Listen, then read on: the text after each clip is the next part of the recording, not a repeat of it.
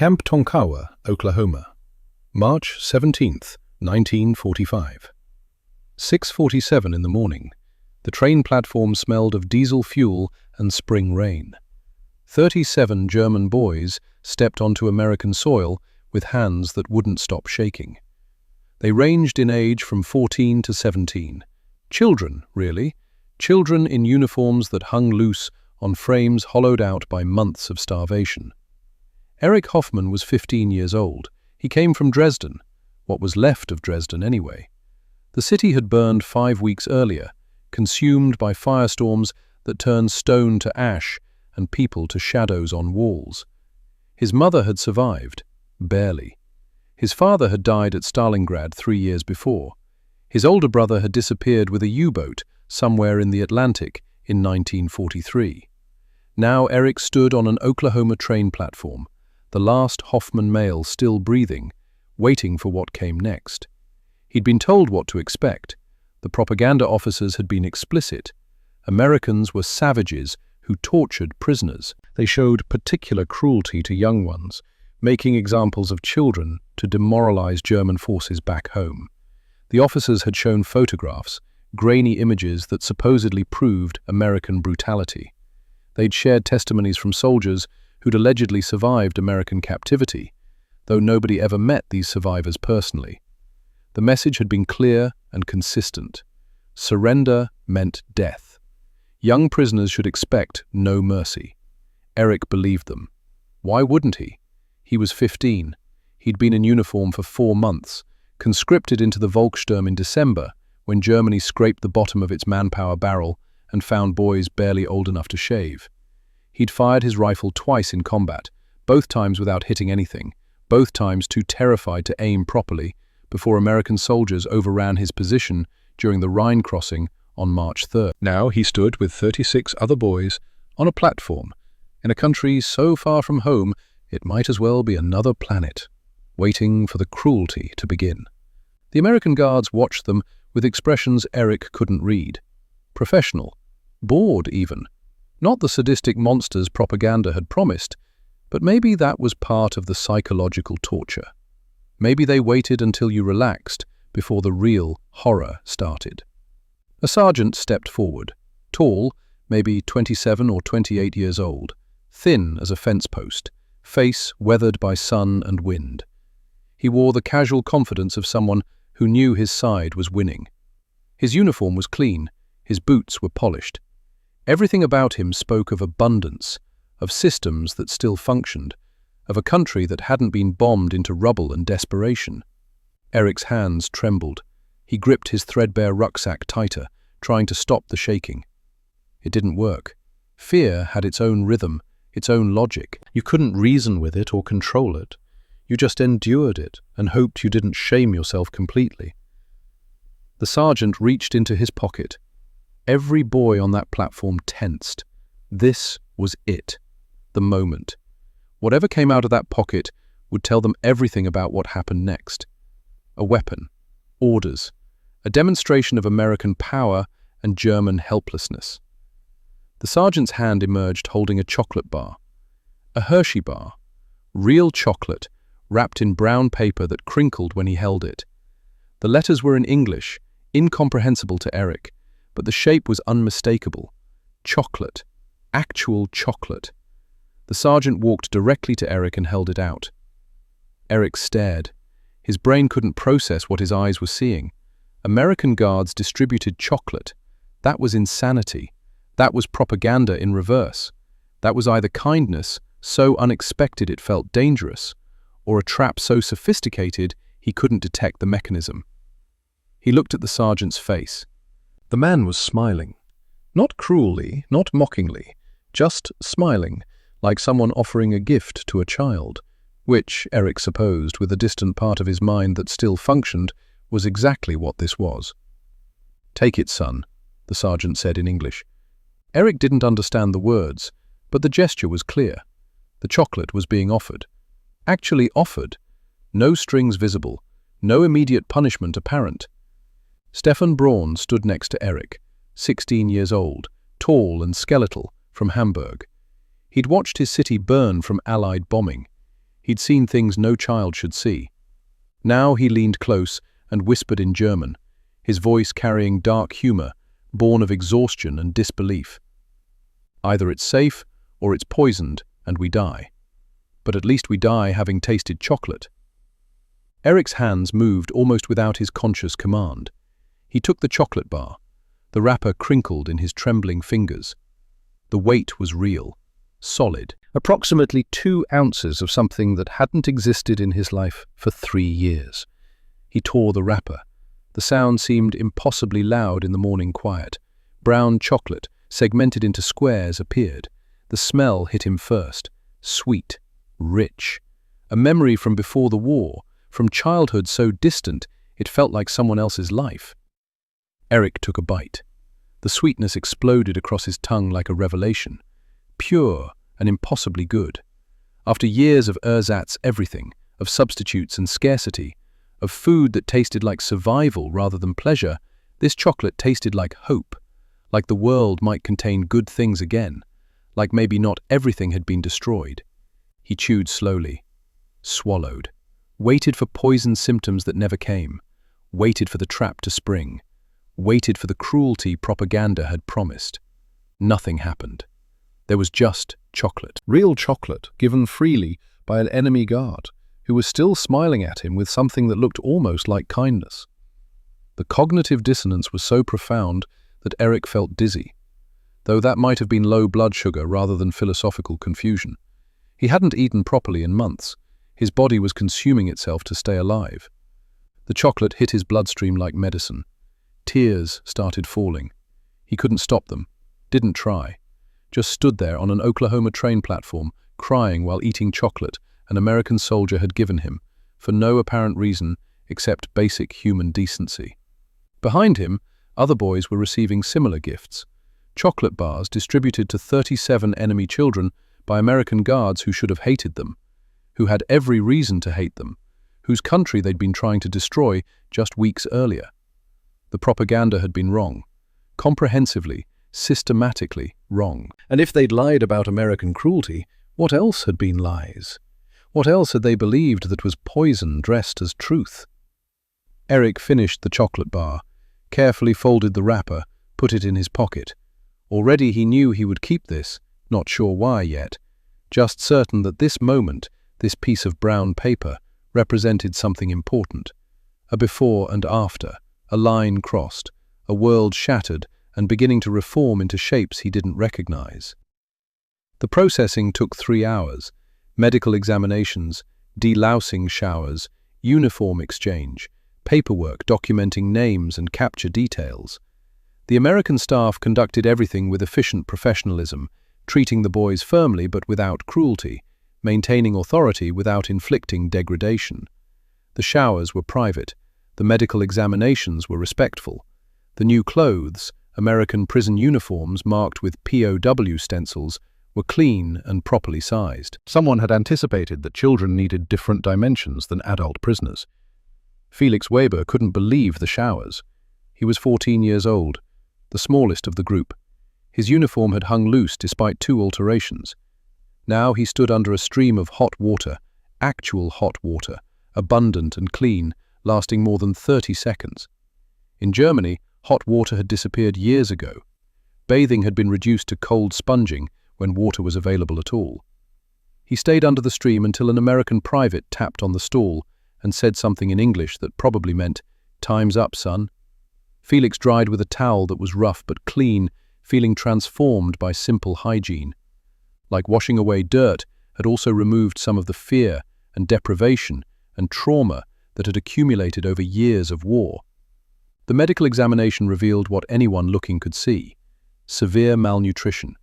The camp physician, Dr. Elizabeth Whitmore, documented heights and weights that painted a picture of systematic starvation. Eric Hoffman, 5 feet 7 inches, 98 pounds. Stefan Braun, 5 feet 10 inches, 105 pounds. Felix Weber, 5 feet 3 inches, 84 pounds.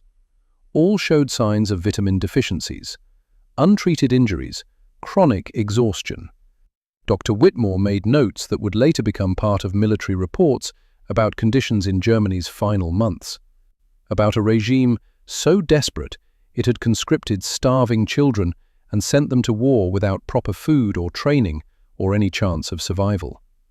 The meal that followed was served in a dining area separate from adult prisoners, another accommodation for age.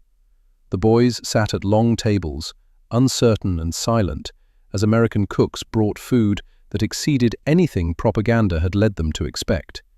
Beef stew, bread with butter, green beans, milk, actual milk, white and cold, and tasting like childhood memories from before rationing had turned everything into substitutes and scarcity.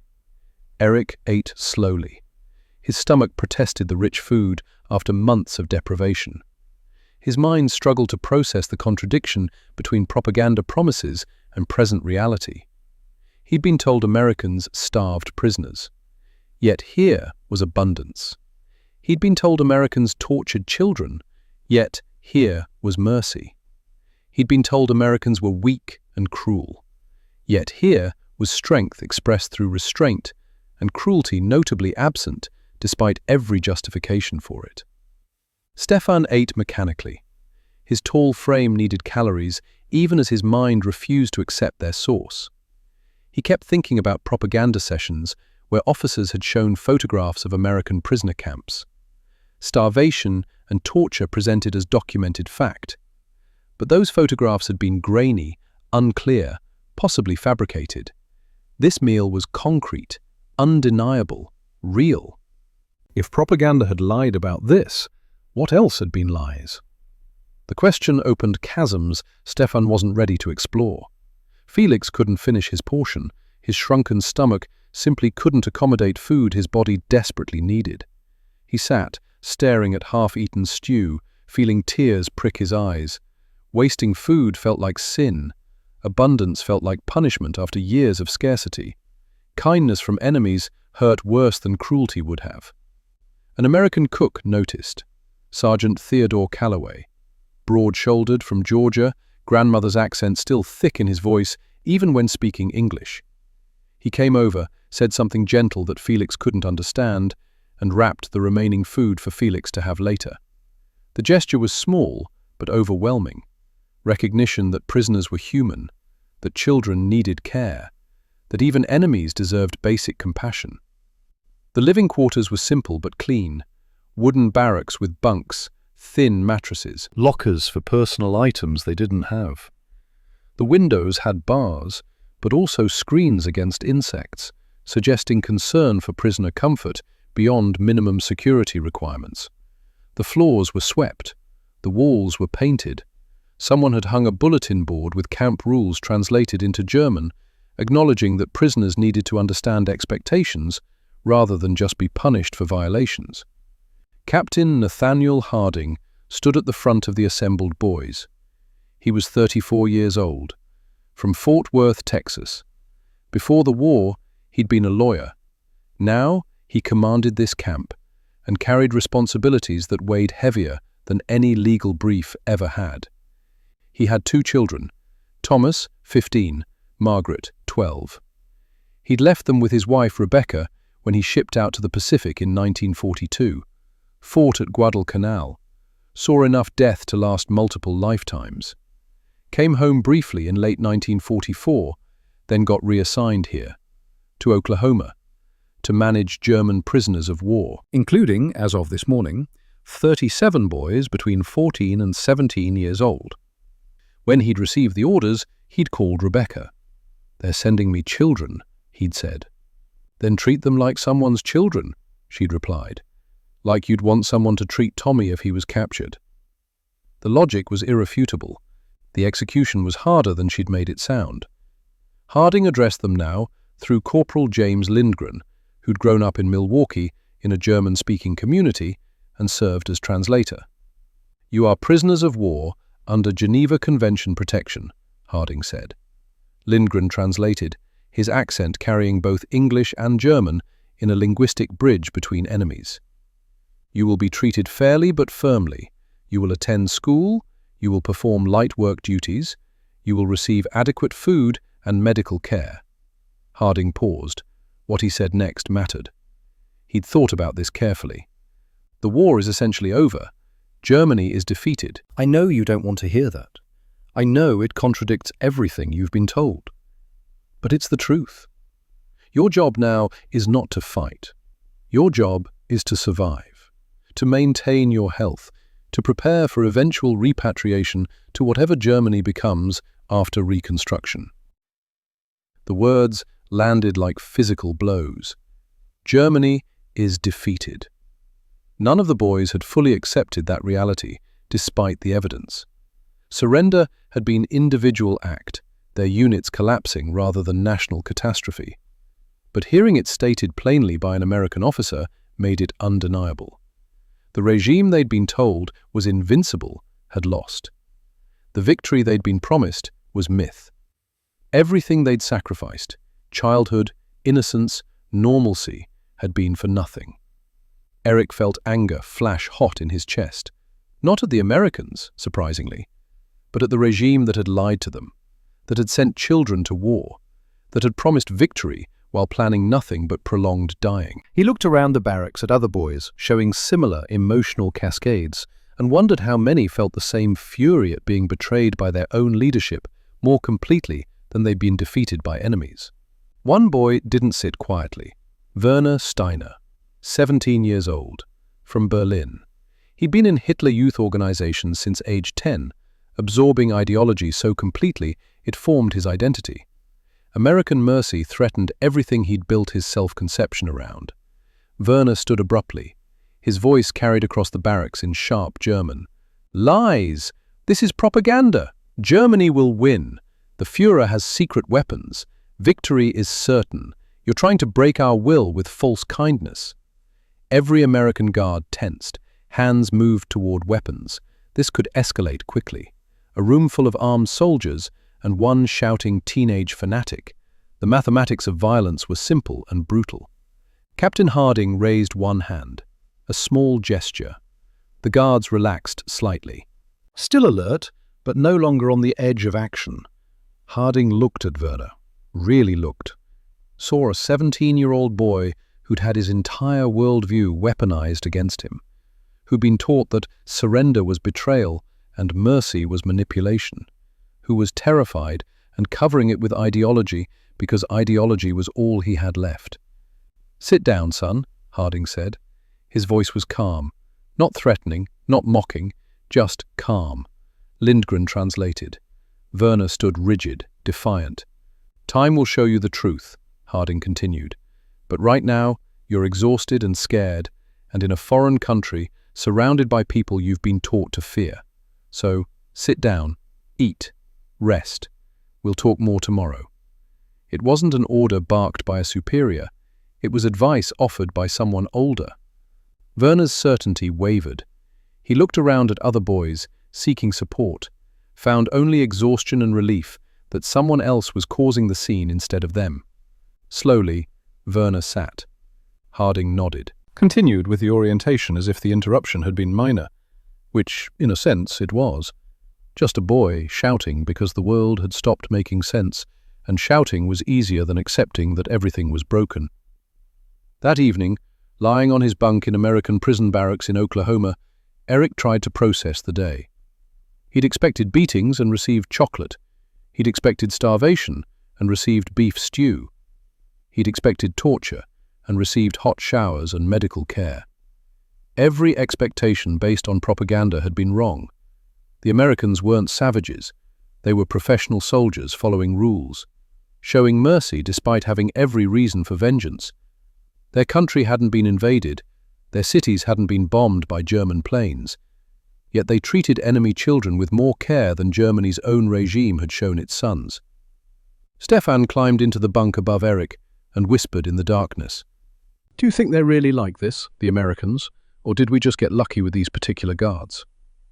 Eric considered before responding. He pulled the chocolate wrapper from his pocket, unfolded it carefully in the dark, ran his fingers over the creased paper. "I think maybe we've been lied to about everything," he said quietly. "Maybe American cruelty was propaganda. Maybe our invincibility was propaganda. Maybe all of it was lies, and we're only now seeing truth." In a nearby bunk, Felix was crying quietly. Not from fear or pain, but from emotional overload. From relief and grief and confusion, all mixed together into something impossible to untangle. He was 14 years old, 3,000 miles from home, a prisoner of war in a country he'd been taught to hate. And the hardest part wasn't captivity. The hardest part was realizing that enemies were treating him better than his own regime had. That strangers were showing more care than leaders who'd claimed to be protecting him. That everything he'd believed about good and evil and us and them had been inverted so completely he didn't know which way was up anymore. Eric folded the chocolate wrapper and put it back in his pocket. Tomorrow, they'd said, there would be school. Actual school. English lessons and mathematics and things that had nothing to do with war or death or survival. Like someone believed they had futures worth preparing for. He closed his eyes. The bunk was more comfortable than anywhere he'd slept in months. The barracks were warm. His stomach was full. He was safe. For the first time since conscription, Eric Hoffman fell asleep without fear. Outside, spring rain fell on Oklahoma soil. Inside, 37 German boys slept in enemy captivity and dreamed of home. Some dreams were nightmares of what they'd left behind. Some were impossible fantasies of what might still exist when they returned. But some, like Eric's, were quiet and almost peaceful. Dreams where chocolate tasted sweet and strangers showed kindness and maybe, just maybe, the world could be good again. The propaganda had promised bullets. America had given them chocolate instead. That was the first crack in the wall, the first moment when certainty gave way to doubt, when hate began losing its grip to something more complicated, more human. It was March 17th, 1945. The war had 49 days left to run. But for 37 boys in Oklahoma, the real war, the one fought inside themselves between what they'd been taught and what they were experiencing, had just begun. And Captain Nathaniel Harding, lying awake in his own quarters, stared at the ceiling and thought about his son Thomas back in Fort Worth. 15 years old. Same age as that boy Eric. Same frightened eyes trying to look brave. Same thin frame that should be playing baseball instead of wearing uniforms. What if Tommy had been captured? What if enemy soldiers held his son and had to decide how to treat him? Harding had made his decision. He would treat these boys exactly how he prayed someone would treat Thomas.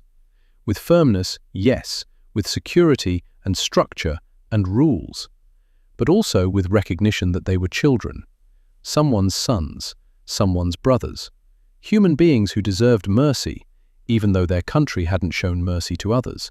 It was the right thing to do. He was certain of that. Whether it would make any difference in the larger catastrophe of war, he didn't know. Probably not. 37 boys saved from cruelty wouldn't change the death toll, or rebuild the destroyed cities, or bring back the millions already lost. But it might change 37 lives, might plant seeds of understanding that could grow into something better than hatred, might demonstrate that victory didn't require brutality, that power could coexist with compassion. That would have to be enough. Captain Harding finally slept. Tomorrow would bring new challenges. Teaching boys who'd been enemies, managing guards who questioned why they were coddling the opposition, navigating regulations that hadn't contemplated juvenile prisoners in significant numbers. But tonight, 37 boys slept safely in his camp. Federal, warm, protected. That was something. Maybe not much in the grand scheme of war and history and geopolitics, but it was something. And sometimes something was all you could offer. Sometimes the choice was between small mercy or large cruelty. And you picked mercy, even knowing it wouldn't change the world. You picked mercy because the alternative was becoming what you were fighting against. The rain continued falling. The night passed. Morning would come, and with it, the long process of transformation would continue, from enemies to something else. Not quite friends, not yet, but no longer simply soldiers and prisoners. Something more complicated, more human. Something that began with a chocolate bar on a train platform and a choice to see children instead of enemies. Morning came with Oklahoma sunrise, red and gold spreading across flat horizon like paint across canvas. The boys woke to bugles and routines that felt almost normal, almost like life before war had made everything about survival instead of living. Breakfast was oatmeal with brown sugar, toast with real butter, coffee for those who wanted it. The Americans didn't stint on portions, didn't make them beg or grovel or prove worthiness, just served food like feeding people was the obvious thing to do. Eric ate slowly. His stomach was adjusting to regular meals.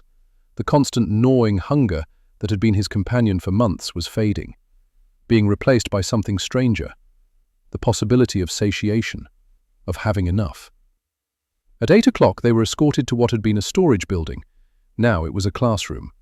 Desks arranged in rows, chalkboard at the front. Maps on the walls showing a world the boys didn't fully recognize.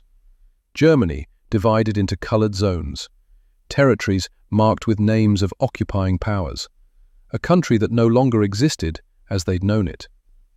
Mrs. Eleanor Ashford stood at the front of the classroom.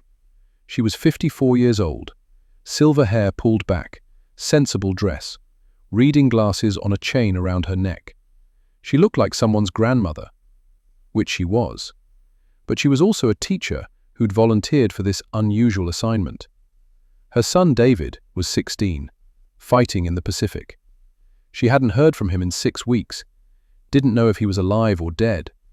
So when Captain Harding asked for volunteers to teach German prisoners, she'd raised her hand, partly from patriotism, partly from recognition that these were children despite being enemies. Partly because if David was captured somewhere, she prayed someone would teach him instead of leaving him to rot in ignorance and despair.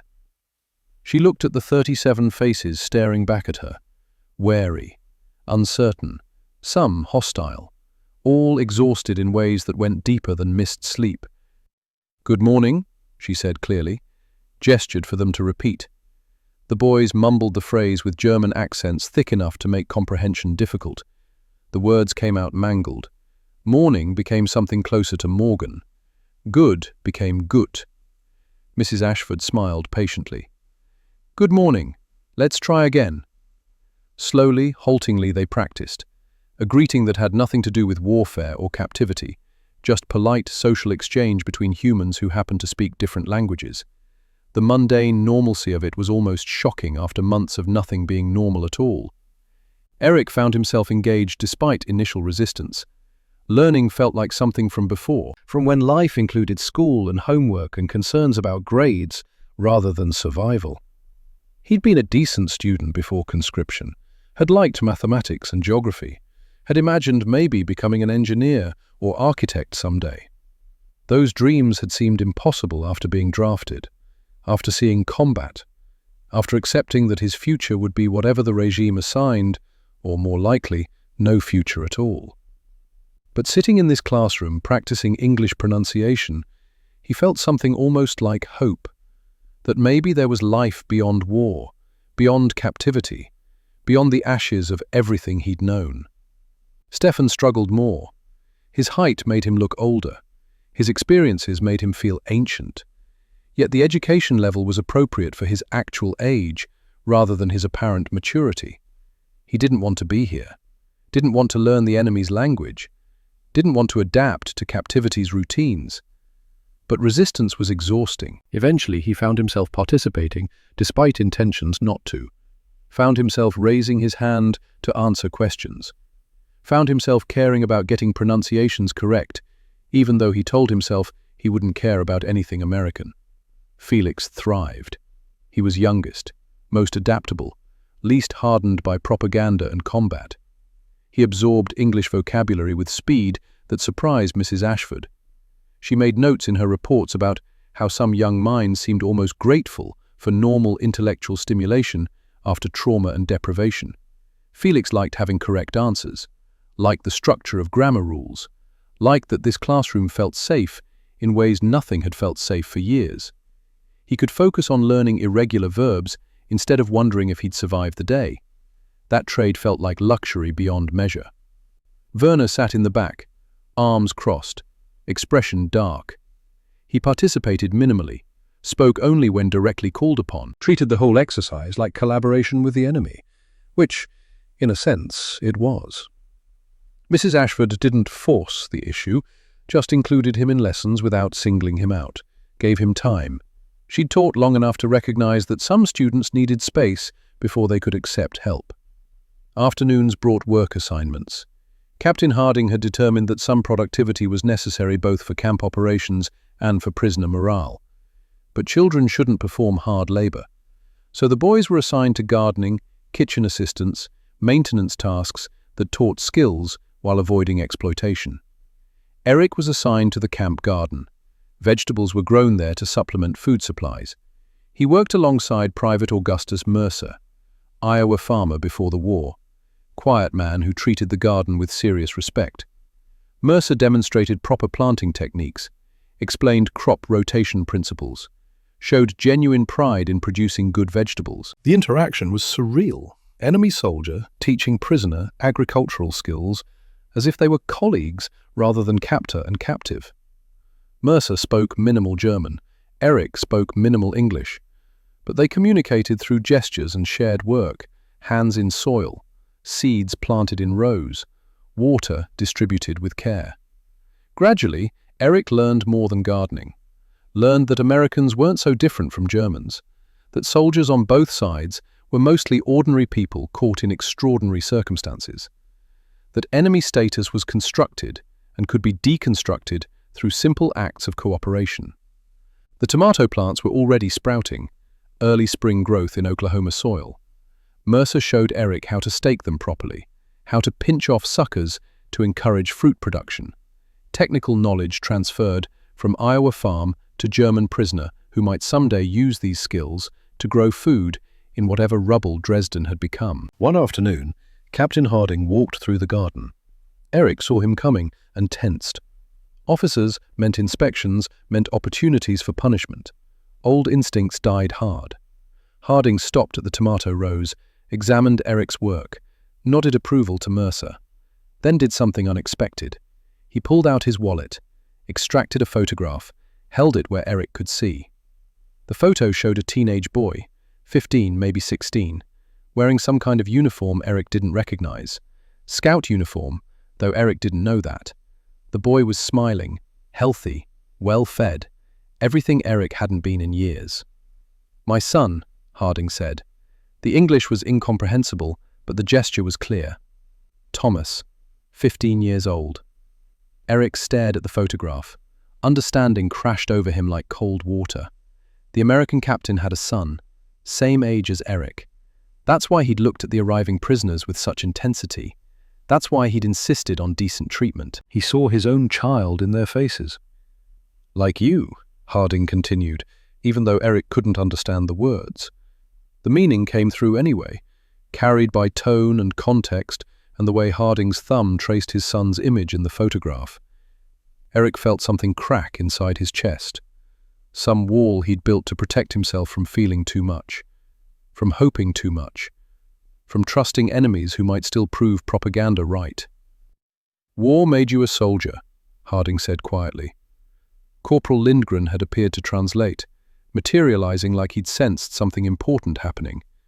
"But you're still just a boy, someone's son." The translation hit Eric harder than any bullet could have. Someone's son. Not enemy combatant, not prisoner number, not faceless German to be processed and managed. Someone's son. His vision blurred, tears came before he could stop them. He tried to wipe them away, failed. Just stood there in an Oklahoma garden crying, while an American captain looked at him with the same expression Eric's father might have worn if he'd lived to see what his youngest son had become. Harding stepped forward, put his hand on Eric's shoulder, a paternal gesture, firm but gentle, the kind of touch that said, "You're not alone and I see you and you matter."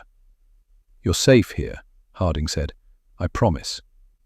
Eric understood maybe one word in three, but he understood everything that mattered. This man would protect him, not because of orders or Geneva Conventions or political calculation, but because when he looked at Eric, he saw Thomas, saw his own son, and couldn't hate what looked like his child. "Thank you, sir," Eric managed in broken English, the words Mrs. Ashford had taught that morning. "Thank you." Harding nodded, squeezed Eric's shoulder once more, then walked on, continuing his inspection, leaving Eric standing among tomato plants with tears on his face and something like hope growing where fear had been. Stefan's assignment was the kitchen. He worked under Sergeant Theodore Calloway. The mess hall fed 600 people daily, prisoners and staff. The logistics were staggering. The quantities of food exceeded anything Stefan had imagined. Calloway ran the kitchen with professional precision. He'd learned cooking from his grandmother in Georgia, learned that food was love made tangible, that feeding people well was its own form of care. He taught Stefan proper knife techniques, how to dice onions without crying, how to break down vegetables efficiently, how to season by taste rather than measurement. Practical skills transferred with the same seriousness another sergeant might teach weapons maintenance. One afternoon, Stefan gathered courage to ask a question. Lindgren was nearby, could translate. "Sergeant Calloway, sir, why do you give us so much food?" Calloway stopped chopping, set down his knife, looked at Stefan with an expression that held depths the boy couldn't quite read. "My grandmother raised me," Calloway said, waited for Lindgren to translate. "We were poor, Georgia poor, which is about as poor as it gets. But Grandma always said something I never forgot." He picked up the knife again, resumed chopping, spoke while working. She said, "Teddy, you feed people first. Ask questions later. Hate grows in empty bellies. Love grows with full ones. You want to make peace with someone, you start by making sure they ain't hungry." The words translated into German carried weight beyond their simple grammar. Stefan looked around the kitchen, at the industrial-sized pots, the massive bags of flour and sugar, the walk-in refrigerators containing more meat than he'd seen in years.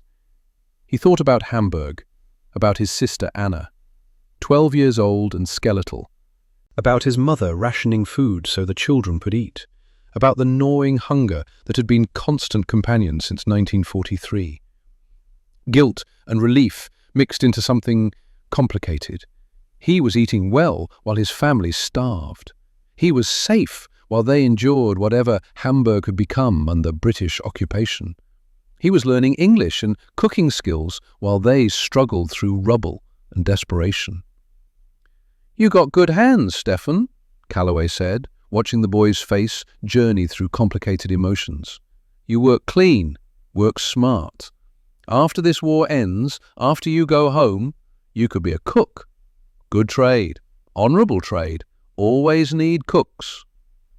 The suggestion that Stefan had a future beyond this moment was revolutionary.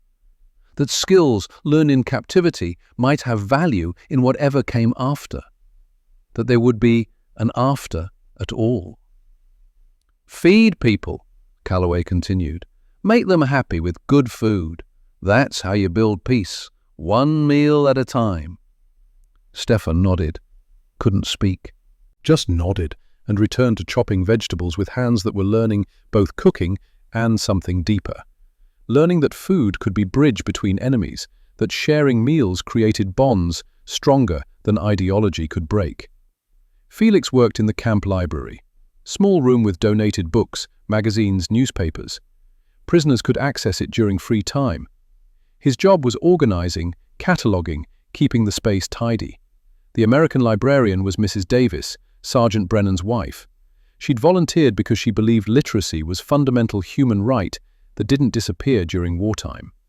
She showed Felix the organizational system, taught him library science basics, treated him like a young assistant rather than enemy prisoner.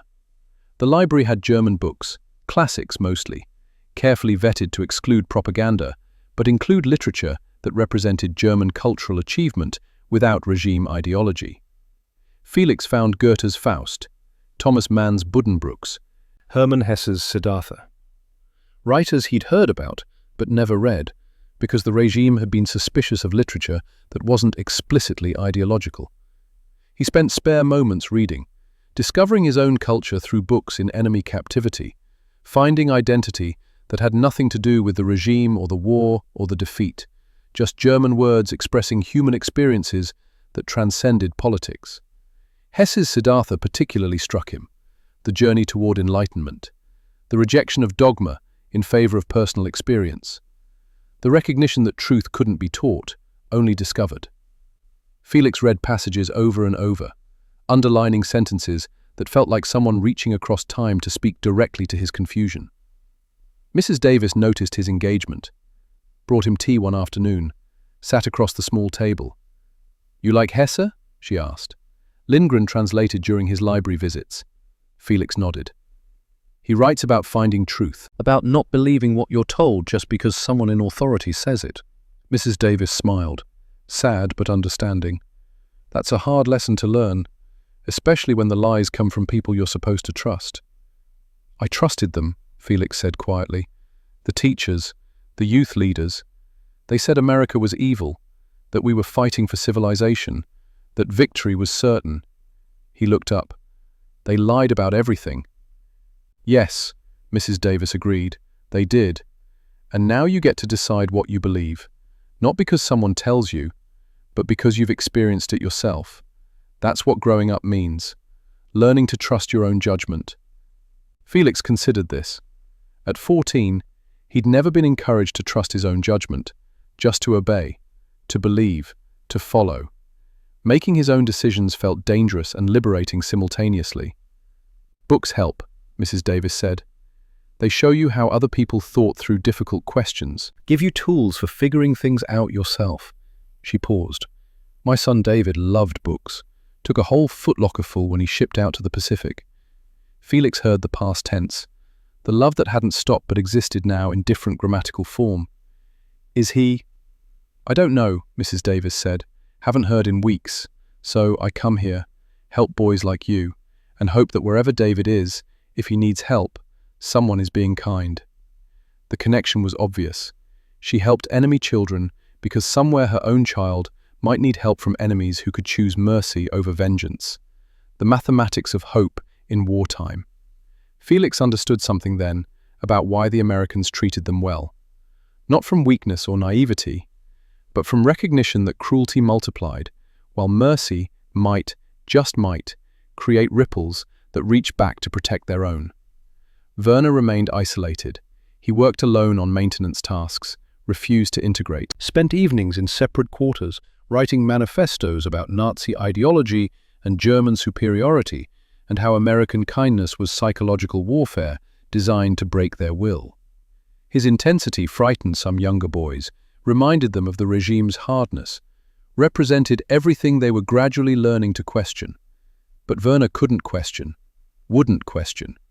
His entire identity was built on ideology. Remove that foundation, and he had nothing left.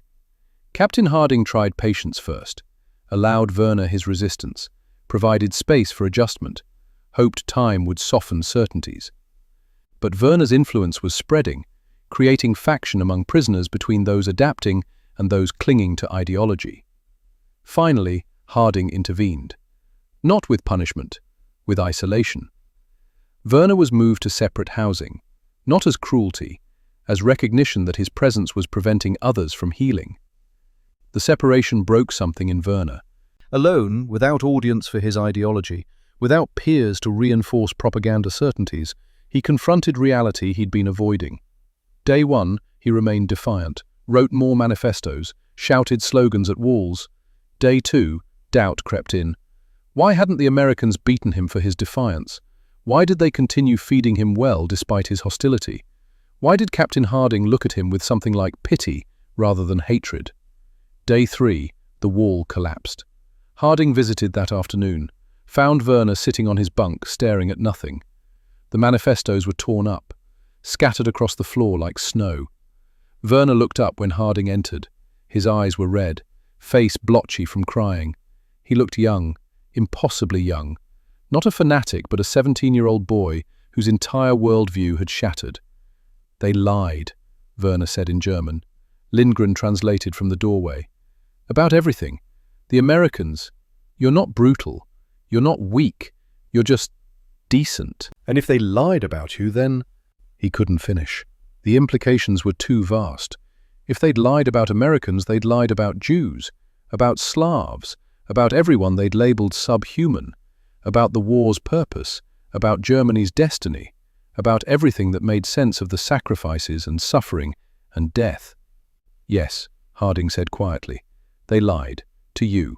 To all of Germany. And now you have a choice. Werner looked up, waiting. You can stay angry at the lies, at the people who lied, at yourself for believing. That anger will poison everything. Harding paused. Or you can start healing. Accept that you were manipulated, that you're not responsible for being lied to, that your life isn't over at 17, that you can still become someone good.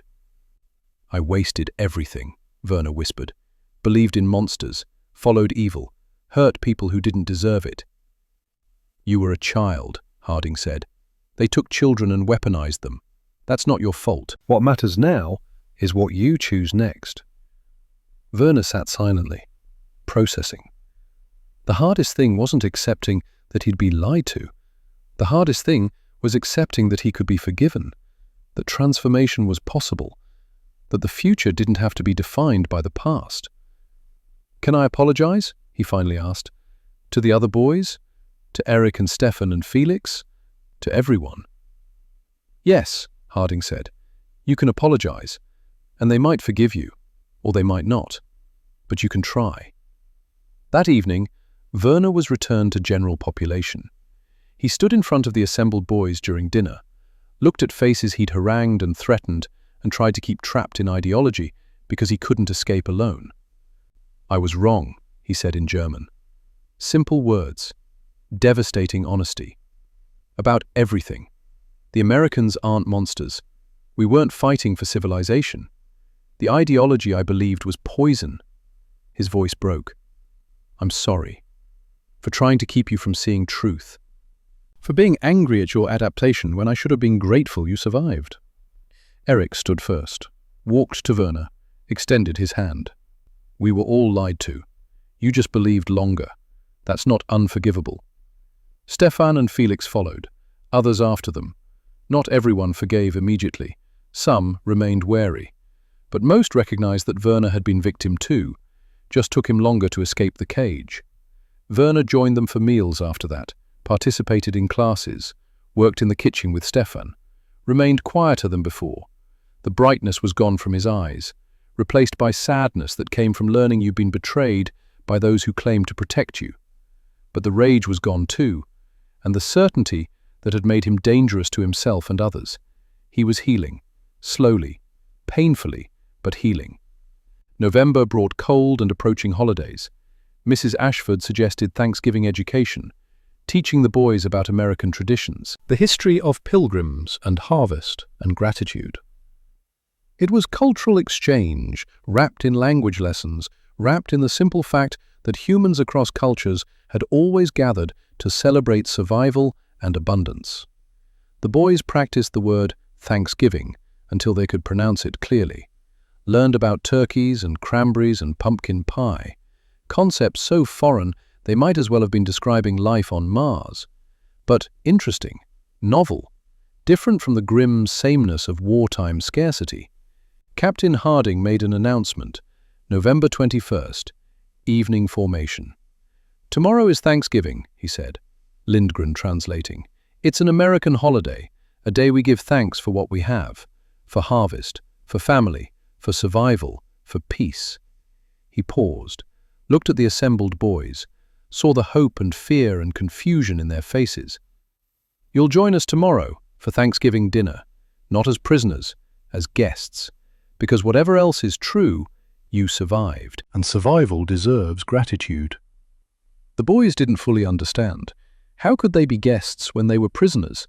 How could they celebrate when their country had lost? How could they give thanks when everything was broken? But Harding's expression said this mattered, said he meant it, said tomorrow would be different from any day they'd experienced since conscription had stolen their childhoods and war had stolen everything else. Tomorrow would be Thanksgiving. And for 37 boys who'd expected bullets and gotten chocolate, who'd expected cruelty and gotten mercy, who'd expected to die as enemies, and instead were learning to live as something more complicated than anyone's propaganda had allowed, tomorrow represented something unprecedented.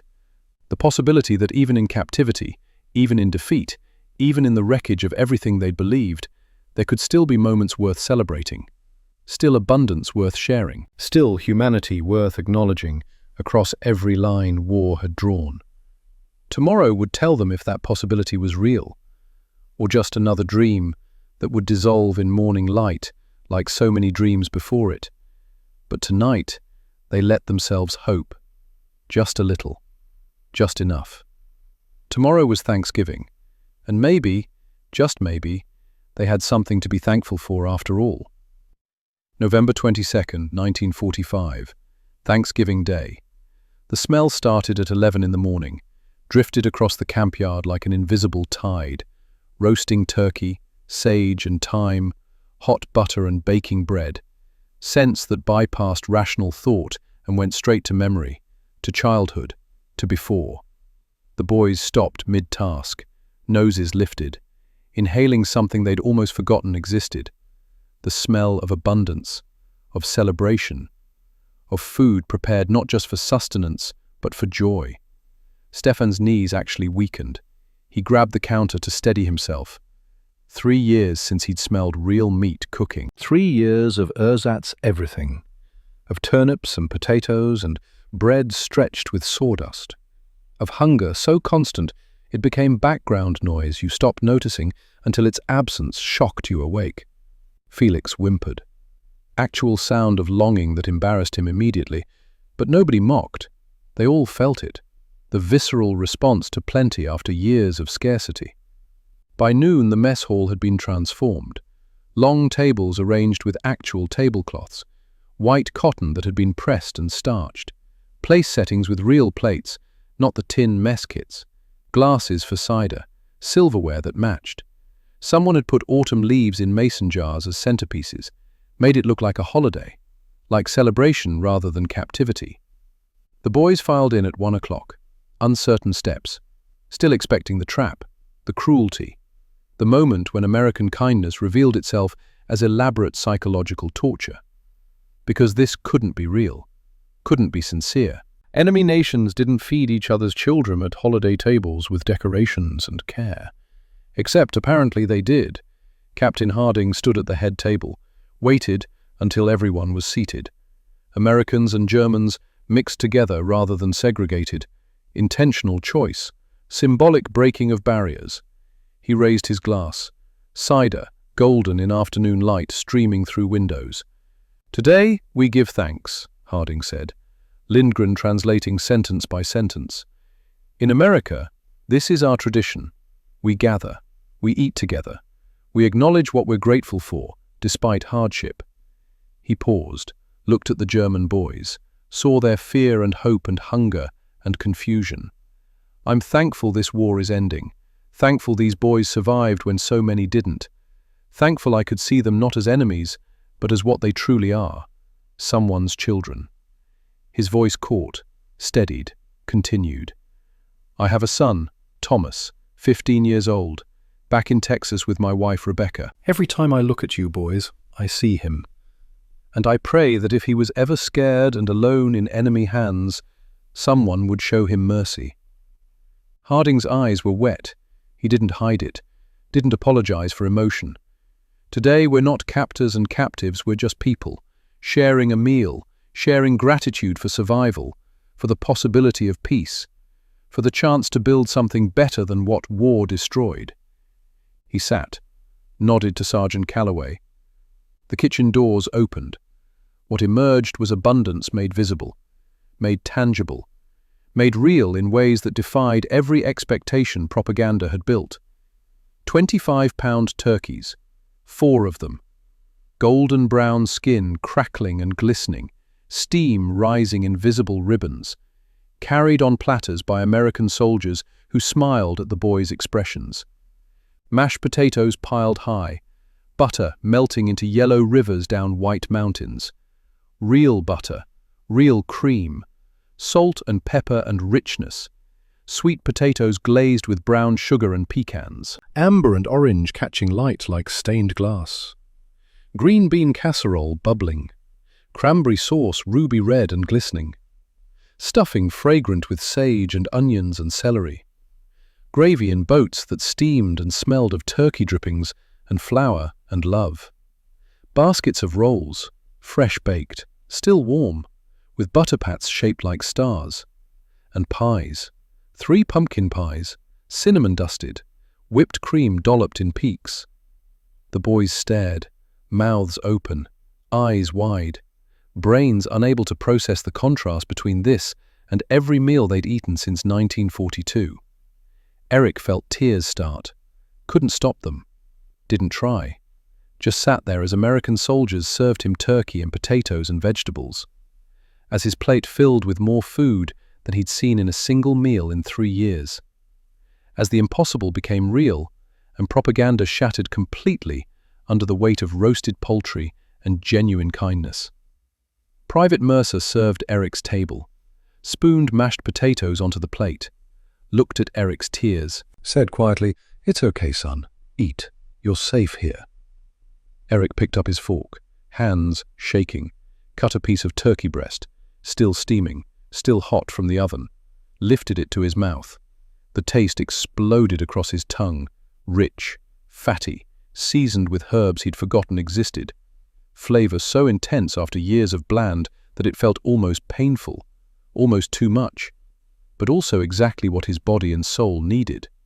He chewed, swallowed, took another bite. Mashed potatoes this time, butter and cream and salt, texture like clouds, like comfort made edible.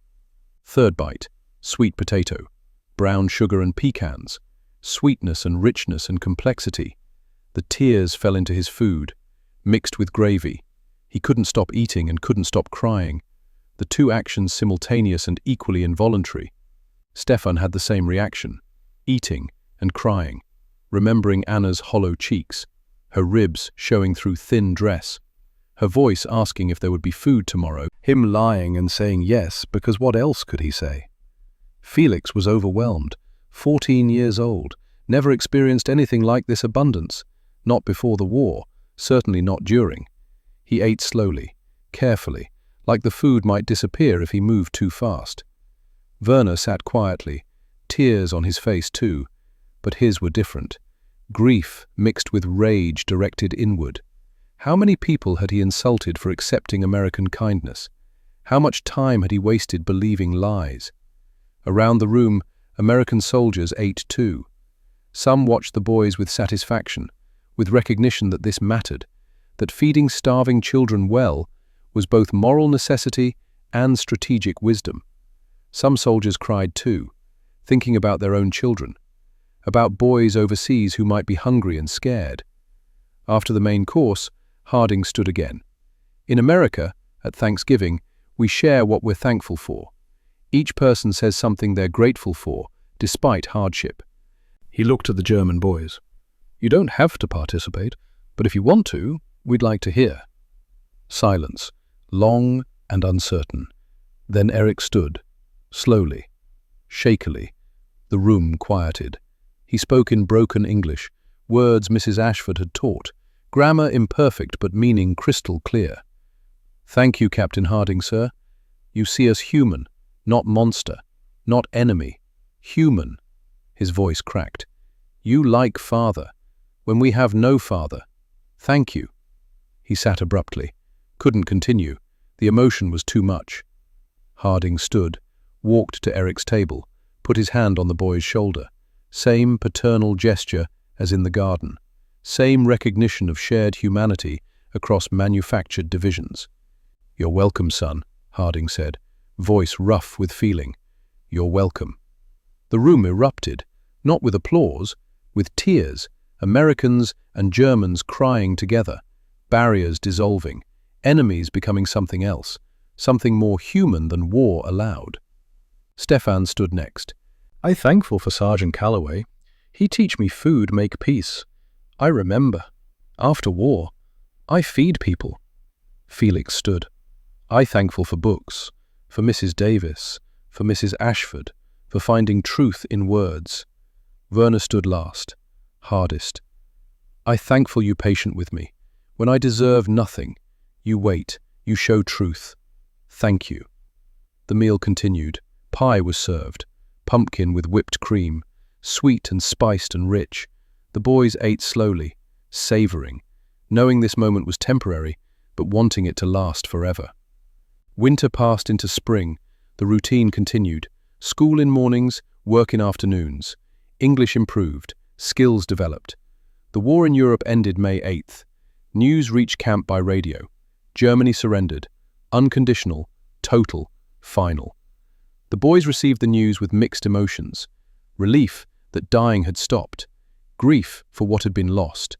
Fear for what came next. Letters trickled in through Red Cross channels. Eric's mother confirmed alive. Living in basement of bombed building, minimal food, waiting for her son. Stefan received no letters from Hamburg. The silence was devastating. Felix heard from both parents, alive in Munich, under American occupation, struggling but surviving. Werner received no letters. His parents remained missing, presumed dead in Berlin's final battle. April 12th, 1946. Captain Harding called assembly. "You'll begin returning to Germany in May," he said, Lindgren translating. "You'll go home." Home. The word felt strange, meant something different now than it had 14 months ago. Over the following weeks, Harding met with each boy individually. Eric's meeting came first, Harding's office, afternoon light through windows. "Eric," Harding said, handed him an envelope. Inside was an official letter of recommendation, also $10 in American currency, money from Harding's own pocket. "You'll rebuild Dresden. I know you will. You're strong. You're smart. And now you know that enemies can become friends, that mercy matters more than vengeance." Eric took the envelope, throat tight. "Thank you, sir, for everything, for seeing me." "Go home, son," Harding said, voice breaking. "Build something good. Teach your children about mercy. Make sure Germany never goes down this path again." "I will, sir. I promise." They shook hands. Then Harding pulled Eric into an embrace. Father and son separated by nationality and circumstance, but connected by something deeper. Stefan met with Calloway, received handwritten recipe cards, grandmother's recipes from Georgia, written carefully in English with German translations. "Feed people, Stefan," Calloway said. "Make them happy with good food. That's how you build peace, one meal at a time." Calloway gave him more. A chef's knife, well used, balanced, valuable. "My knife. Take it. Use it. Remember that food heals what war destroys." Felix met with Mrs. Ashford. She gave him her son David's copy of Siddhartha. Worn, pages dog-eared, notes in margins. Inside the cover, she'd written, "To Felix, may you find peace in knowledge, not propaganda. May you teach others what you learned here. With love, Eleanor Ashford." "I become teacher, like you. I teach truth. I tell them about Oklahoma, about Americans who chose kindness." Werner met with Harding last. Harding had arranged placement in a Munich orphanage run by Catholic sisters, had provided contact information, had written ahead to ensure Werner would be accepted. "You have your whole life ahead," Harding said. "Build things, churches, homes, futures, not weapons." He gave Werner $20. Tools, a carpentry manual. "You were lost. We found you. Now go find yourself." Werner couldn't speak, just nodded, accepted the gifts, accepted the second chance. May 15th, 1946. Departure day. The same train platform where they'd arrived 14 months ago. Full circle. Sergeant Brennan appeared with a box. Inside were 37 Hershey bars, one for each boy. "For the journey home," Brennan said. "Remember where it started." The boys lined up to board. Eric stopped at the train car steps, turned back, saw Captain Harding standing on the platform. Eric ran back, threw his arms around Harding, hugged him like he'd hugged his father once upon a time before Stalingrad. "You saved my life, Captain. Not with bullets, with seeing me as human. I never forget." Harding held him tight. "Go build a good Germany, Eric. Make us proud." Stefan hugged Calloway. Felix hugged Mrs. Ashford. Werner shook Harding's hand with firm grip and eye contact. The train whistle blew. The boys climbed aboard, found seats by windows, faces pressed against glass. Eric pulled out his chocolate bar. unwrapped it carefully, saved the wrapper like he'd saved the first one, ate the chocolate slowly. The train pulled away. Oklahoma disappeared into distance. The boys were going home, to uncertainty, to rubble, to whatever future waited. But they were going with hope, with English, with skills, with the knowledge that enemies could become family. Eric pressed his face to the window, watched America fade, held the chocolate wrapper tight. The journey home had begun. Fade to black. 3 seconds of silence. Text appears, large, white letters on black screen. 50 years later. May 15th, 1996. Fort Worth, Texas. Spring morning. The international arrivals gate at the airport. Captain Nathaniel Harding is 84 years old now. Sits in wheelchair his son insists he needs. Thomas pushes. 66 now. Lawyer like his father. Successful practice. Good life. But Thomas knows his father's real legacy wasn't law. Was 4 German boys in Oklahoma. Was choosing mercy when vengeance would have been easier. The gate opens. Passengers stream out. Then 4 men appear. Silver-haired, aged but recognizable. Faces Harding has carried in memory for 50 years. Eric Hoffman, 66, grey suit, carries small bag. Stefan Braun, 67, prosperous, kind eyes. Felix Weber, 65, retired teacher, gentle presence. Werner Steiner, 68, quiet, carrying weight of redemption. They see Harding. Wheelchair doesn't matter. Age doesn't matter. 50 years collapse into nothing. Eric runs. 66 years old, and he runs like the boy who received chocolate. Drops to his knees beside the wheelchair. Grabs Harding's hands. "Captain," he says, crying. "Captain Harding, we came to say thank you." Harding pulls him up. Stands. Wheelchair forgotten. Embraces Eric like the son he hasn't seen in 50 years. Stefan and Felix and Werner join. Group embrace. 5 old men crying in airport terminal. Other travelers watching. Moved by something they recognize as important. As love transcending time and nationality. Eric pulls back, reaches into his bag, abstracts something wrapped in archival plastic. The chocolate wrapper. 51 years old. Brown paper faded but intact. Hershey logo still visible. "I kept this," Eric says, holding it like sacred text, "every single day, to remember." Harding takes the wrapper, hands shaking, stares at it like message from his younger self. "You kept it, all these years." "How could I not? This is when my life began, when I stopped being enemy and became human again." Stefan opens his briefcase, pulls out framed document, recipe card, Callaway's handwriting. "I named my restaurants Harding's Table," Stefan says. "Hamburg, Berlin, Munich, 3 locations. This recipe on every menu. Every customer learns the story." Felix shows his book, Siddhartha, 51 Years of Wear. Mrs. Ashford's inscription still clear.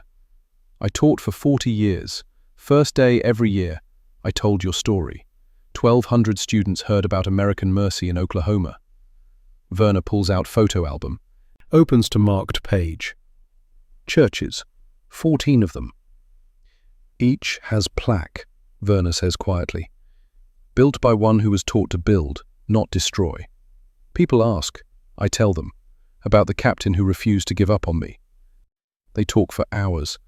In Thomas's living room, Harding in his chair, 4 old men around him, wives and children and grandchildren filling the house. 16 people total who exist because mercy happened in Oklahoma in 1945. That evening, Thomas serves dinner. Special menu requested by Eric. Turkey, mashed potatoes, sweet potatoes, green beans, cranberry sauce, rolls, pies. Thanksgiving dinner. May 15th. Wrong month. Right meaning. Full circle. They eat together. Same tears. Different context. Gratitude deeper because time has proven what seemed temporary was actually eternal. "I need to say something," Eric says. Others nod. They'd rehearsed this. They stand together. 4 men who'd been enemies. who'd been shown mercy, who'd become living proof that peace is built one choice at a time. Captain Nathaniel Harding, Eric says, voice steady despite emotion. We came 5,000 miles to say thank you. Thank you for seeing us as children. Thank you for feeding us when we expected death. Thank you for teaching us that enemies can become family. Thank you for showing mercy when you could have shown hate. You saved our lives. You changed our lives.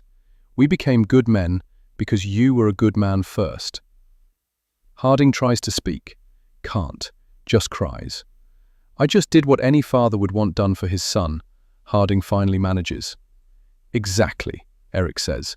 You were our father when we had none, and we never forgot. They eat, they talk, they share photos of lives lived well. As evening fades, Harding pulls Eric aside. Private moment. I'm glad I lived to see this, Harding says. To see what you became. You made it worth it. You're my redemption, Eric. You're our salvation, Eric replies. You showed us humanity survives. That's the lesson. That's what we pass forward. They embrace one final time. Old men holding each other up. Past and present meeting. Mercy given and mercy returned. Text on screen. Captain Nathaniel Harding died October 3, 2001, age 89. Eric, Stefan, Felix and Werner attended his funeral. Thomas Harding said, Dad talked about you until his last day. You were his proudest achievement. Eric Hoffman died 2007, age 77. The chocolate wrapper was donated to the National World War II Museum, New Orleans. Stefan Braun's restaurants still operate today. Grandchildren run Harding's table in 3 German cities. Every menu tells the story. Felix Weber taught until 1995. 1,200 students heard the story directly. Many became teachers themselves. The lesson multiplies. Werner Steiner built 14 churches before his death in 1999. Each carries a plaque about building, not destroying, architecture as testimony. Final image. Museum display. Glass case. Chocolate wrapper carefully preserved. Placard reads, Hershey bar wrapper, March 17, 1945, Camp Tonkawa, Oklahoma. 15-year-old Eric Hoffman expected execution. Instead, Sergeant Wallace Brennan gave him chocolate. This wrapper, preserved for 62 years, represents the moment propaganda shattered and hope began. From this single act of kindness, 4 enemy boys became 4 good men who built peace in post-war Germany. Mercy is stronger than hatred. Peace begins with seeing the child, not the uniform. Harding's voice, final words. I gave them chocolate because I saw my son's face. They gave me hope that the world could still be good. War destroys. But small acts of kindness build futures. That's what I learned from 4 boys who expected bullets and got chocolate instead. Fade to black. Final text. Dedicated to all who choose mercy over vengeance, and to all children who survive war and build peace. See the child, not the uniform. Captain Nathaniel Harding, 1945. End.